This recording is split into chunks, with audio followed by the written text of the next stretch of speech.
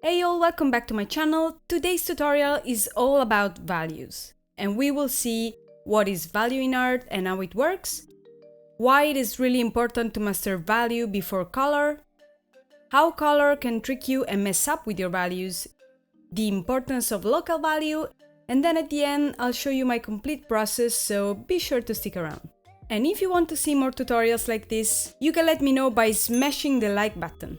Now let's get into it. So the first question to answer is, what actually is value? The answer is very simple. Value is the amount of light and shadow present on a certain surface, and it's usually represented in grayscale. This is the arrowhead, which is a great example for explaining what value is, because this is a model of the human head meant to show the planes of the head. And so we can see clearly how the light interacts with these planes. For example, if I have a light source slightly above on the right, we can see that the upper planes are slightly lighter because they are directly hit by the light, and so here we have a lighter value, while on the ones in shadow we are gonna have darker values, and the head is all made with the same material, so there's no difference in this case. And in fact, we will have value that goes towards white on the upper planes, and we can have slightly darker values on the planes that are not facing the light, so the ones in shadow. The arrowhead is a great example, and you can find this model on Sketchfab, and I'll include a link in the description. So the TLDR for this is everything we can see is light and it's tagged to values. All we have to do to find the values of an image is to turn it grayscale, basically, like with this picture. And because grayscales remove the colors, we can have an objective view of the values that we are seeing, so how the light interacts with each material, how the light interacts with each surface. Using values and grayscales is a great method for focusing on light behavior only. I usually use this technique for thumbnailing and for sketching, and for when I want to focus on idea and composition for a painting. When I don't want to add color in the equation in order to keep things simple and not overcomplicated. Like in these examples, these are thumbnails that I usually do to prepare for a painting. And as you can see here, I only focus on composition and light behavior, pretty much. Now, as you can see, value is really important. But why is it so important, and why is it important to master value before color? Well, the reason is simple. Nice colors would never save bad values, because value is the foundation of the image. Here we have a couple of examples. This is a painting that I made in late 2007, while the mermaid on the right is a painting I did this year.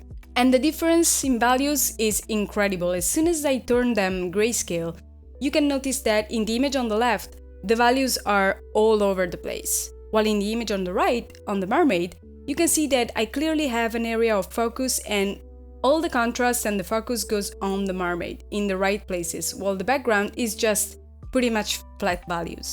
And by result, the image on the right is much more readable than the image on the left. Now let me explain how value and color works in an image. You can clearly see in this red sphere that I have both color and value. But as soon as I separate them and I keep the value on the left and the color on the right, it's really evident that what remains in value is the whole 3D shape of the sphere, while the color element gives me back just a 2D image. This is the difference in readability between value and color. We can see color as the cherry on top of our composition. This doesn't mean that color is not important, but it means that all the readability of the masses, that it's comprehensible to the human brain, it's basically only values. So this is why mastering values is really important, and it's fundamental to learn before we go on with colors. Another reason why it's often helpful to establish values before color is because color can really trick you. Let me explain why. If I pick a series of colors, and I pick them all at equal saturation, then I fill a layer with black using the blending mode color, I can turn them grayscale. You can see that they all translate to different shades of gray. And this is always true. Yellow, and the full point of saturation of yellow, is going to always be lighter than the full point of saturation of blue, for example. So you can imagine that if you are painting directly with colors instead of going through value first, you can very easily lose track of what your values are. Sometimes, a difference in colors can give us a full sense of contrast. Let me explain. If we look at this mermaid and we see her full colors, we can see there's clearly a contrast between the T and the tail, because they are two complementary colors, close to each other. But if we turn it grayscale, we can see that actually the T value and the tail value are pretty much the same. If we were to do things correctly, either the tail or the T should have a different value in order to contrast the image more and drive more attention towards the subject. Now, I'm not saying you should start every painting with values first, because I don't do that either. But sometimes, if you want to concentrate on composition first and on light behavior, it can be pretty useful, and it can end up simplifying your process. Now, to explain this point, I'm going to show you two examples, one where I start with values and the other one where I start with colors. Now, when I start with values, I can focus on composition and light only, and make sure these aspects are working first. I can remove the problem of the colors and think about it later. This lets me focus on important stuff at the beginning and adjust some superficial things later with the colors. This is a much simpler process and allows me to focus on the important stuff first. At the end, the colors are just the cherry on top, and I can just noodle with the details later. When I start with colors instead, my priorities shift a little bit. I worry about the palette first, and I put the flat colors down. Then I worry about the values and shading properly, and I adjust everything as I go forward with the painting. This means constantly checking that everything works together, and it can be really complicated because there are many things to keep in check all at once. So while I worry about the color combinations and the palette, I also worry about shading properly, light behavior, and composition. Now, if you don't know it, a good trick for keeping your values in check when you are painting directly with colors is this one. You can make a new layer on the very top, fill it with black, and then you can use the blending mode color to turn everything into a grayscale composition. You can toggle this layer on and off, so you can keep painting in colors, but you can constantly check the accuracy of your values and adjust everything as you go.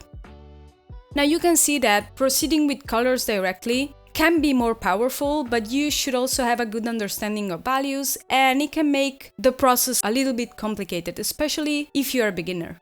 For most complicated paintings, if I really wanted to focus on composition first, I do start with values instead of colors. Now, at the beginning of the video, we saw how light impacts our values. So we can obtain correct values if we start with a certain value and then we apply light or shadow, so we shade our object. But what happens in a situation of ambient light? Will all our objects have the same starting value? Well, the answer is no. Because our materials and our surfaces can be different, the local values can be different. A common beginner mistake when painting in values is not considering local value and paint every object starting with the same local value, and it looks like a 3D model without textures. So what happens is that you obtain a model made of the same materials with just ambient occlusion on it. If you don't know what ambient occlusion is, check out this other video where I talk about ambient occlusion and a bunch of other stuff. Now you can see the difference between these two models. One has the correct local values and the other one has the same local values for everything. And you can clearly see which one of the two looks correct. Now, even if you understand the importance of local values, starting painting with values can be really overwhelming. This is because the human eye can see billions of values, and it's really not realistic that we could use such amount or such range as artists to represent reality. So in time, artists came up with a way to simplify values and use it in a scale from 0 to 10, where we can go from complete white to pure black. This can simplify the process pretty much, and it can make it more familiar and easy to use. I don't usually recommend to use all 10 values for a painting, because depending on the mood and the subject that you want to represent, it's often better to use just a small range of this. For example, if it's a particularly dark scene, you can use a couple of values towards black and just one that goes in the upper middle range. It's better to use a subset of those based on the mood and the atmosphere that we want to convey.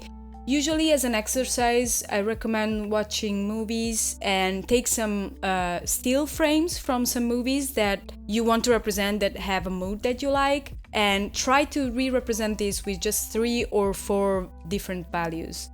I do this as an exercise sometimes to get in the habit of using values and to get used to it and make them become my comfort zone, so that even when I work with colors, I can spot if some values are probably not working properly and if there's no contrast in the area towards the subject that I want to highlight to the viewer. So personally, I really recommend to use this as a frequent exercise to understand values. Now let me show you my process of working with values from scratch. This is a composition I came up with on the fly. I start with pretty much 3 or 4 range of values, and my idea is to use the darkest value for elements that are close to the camera, and the farther I go from the camera, the lighter the value is. This is because basically when you're looking at a landscape or some very open space, you can clearly see that the further you go, the more atmosphere there is between your eyes and the object that you're looking at. So for this reason, the values are flattening up. If you think about, for example, some landscape that you've seen with mountains in the background, it's very likely that the subjects that you see and the objects that you see that are close to the camera will have a lot of contrast because there's little or no air between you and those objects, while the mountains further away will be usually towards blue or depending on the weather, but usually with very light or flat values. So this is why I often start with 3 or 4 values and I use the darkest one for the closest elements. As I go forward, I try to define the silhouettes of each layer. I keep as much as I can on separate layer based on the silhouette, but I try not to have everything on separate layers because otherwise I will go crazy in no time. I also try to give some indication of light, basically, and try to understand what planes are in shadow. So for example, in the Torii on the top, I can clearly see that there are some parts of the Torii that are in shadow, while some other parts are in light. And usually the sky is actually the lightest part of all. Another way to use the difference in values is to try to point the eyes of the viewers towards your subject. So at some point during this process, I decided that my subject at the top of the mountain was not visible enough. Probably the Torii, the gate on the top, could benefit to be darker. And if you observe the character, I also used the value of the sky and the light that generates from its stuff to create more contrast. And this way will catch the eye of the viewer more and will be more visible compared to the rest of the painting, where the values are a little bit flatter. Another thing that working with values allows me to do is to really concentrate on the composition. And in this case, there are several elements that guides me towards my character. And these are the stairs that drives my eyes upwards, the swirling clouds that directly point me at the character, the gate that frames the character, and the contrast on the character itself. So this is something to keep an eye on when you're working in values. Everything else is just adding details to my image. And I try to reach a point where I have some indication of light, but I try to keep everything in a sort of ambient light. And this is because when I want to add a more specific lighting, I will do that with color. And if you're curious about that, you can watch the sequel of this video where I show how to add color to your grayscale composition. So if you're curious about that, I really recommend to check that out. And this is all for now. So if you're still here, comment below by suggesting the next topic you want me to cover, and I'll do my best to make it possible. As you all know, I'm always trying to improve, and I do so by studying and watching the content of other great artists. I recently tried with a course on a new platform called Wingfox. Wingfox is a platform where a lot of great artists share their knowledge with tutorials and classes. I just finished a course on stylized background for animation and 3D projection, and I learned so much. If you want to learn on a new platform, you can do so by clicking the link in the description, and with it, you will support my channel as well. Another thing I want to mention is that some of you may know that I provide individual online classes about digital painting, and if you're interested in my courses, feel free to follow me and reach out on my Instagram page. Thank you all for watching, and as always, I hope this tutorial was useful. And this is all for today, and I'll see you next time.